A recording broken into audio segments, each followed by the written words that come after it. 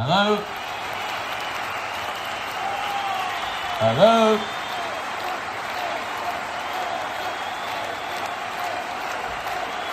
Where have they gone?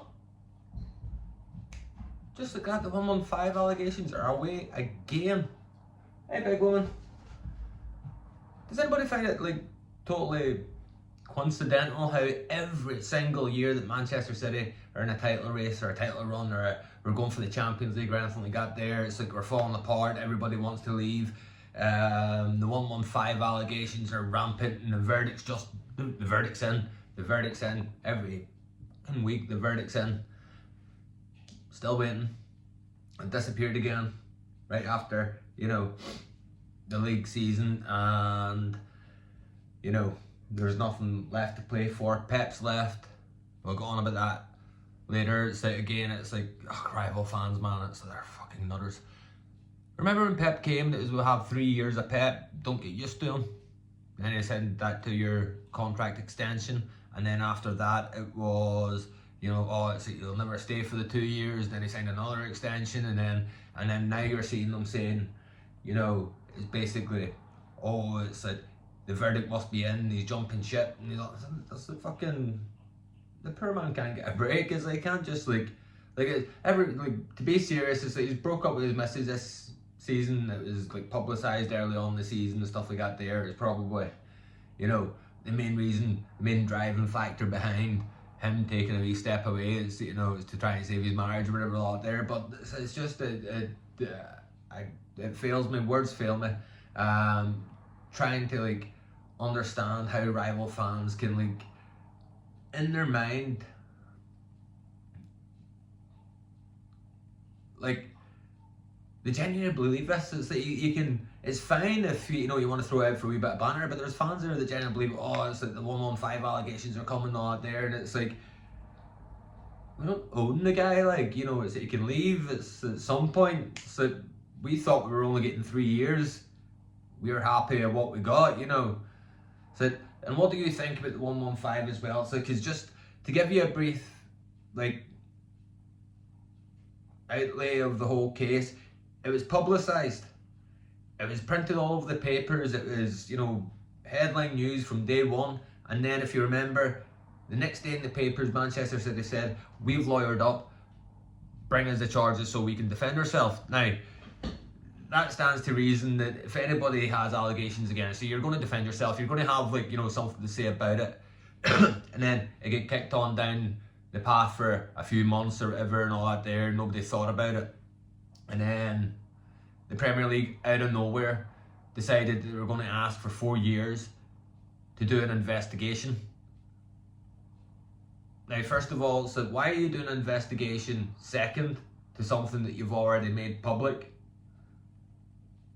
So why are you accusing Manchester City of so many things publicly, but you're yet to do the investigation to find out if they're even guilty of the things publicly? So that's the purpose of an investigation.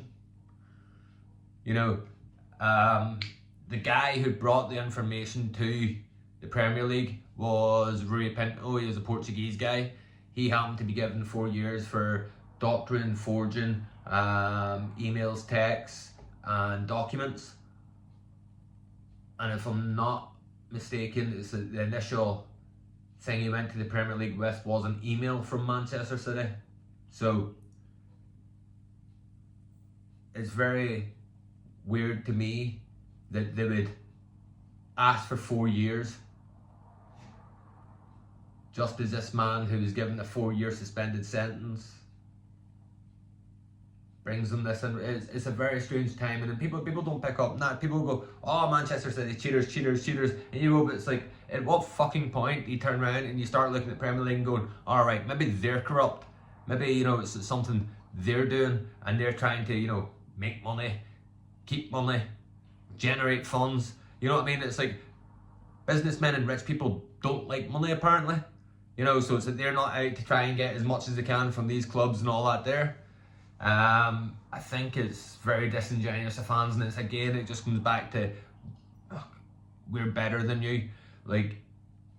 Manchester City have been the best team since Pep came, and for the few years before. Let's be honest, Pellegrini's probably one of the unluckiest managers in Premier League history. And before that, I think there's a few attitude problems and clashes and stuff, but even that, I think Mancini was very unlucky as well. You know what I mean? It's like, we've had good managers, we've done well. It's like, you know, so within these 4 years, like, every time Manchester City's been in a Champions League run, a Premier League run, the last 3-4 months of the season, you know, 115's been rampant. Maybe in a month or two as well, leading up to, you know, transfer window and stuff like that opening. It's just constant, you know, 115 allegations. Now, people also aren't even aware that Manchester City took the Premier League to court. Well, they took each other to court, as far as I'm aware. And now, it wasn't a landslide for Manchester City, and we didn't get everything in our favour, but it's that people don't realise the thing we got in our favour is that if a judge ruled that those rules are against EU and UK law, the anti-competitive rules, then they can't enforce them rules onto any single club. Therefore, when a judge has already set the precedent, and then they charge Manchester City with breaking these rules because they do break the law and you can't force them onto anybody, Manchester City's got a slam dunk case there because a judge has already ruled. And that's why I don't think rival fans are grasping, understanding, or even taking into account that obviously the evidence isn't there for them to attack Manchester City in anything else. So they're trying to attack them on, you know, these continuous 115 rules of, you know, spending and stuff like that there. And as I said, you can't say to one team in the league, you can spend 20 million and you can spend 300 million. It's anti-competitive, which is, I think, is a fair point. I think any football fan should be against any type of FFP rules and regulations and stuff like that there.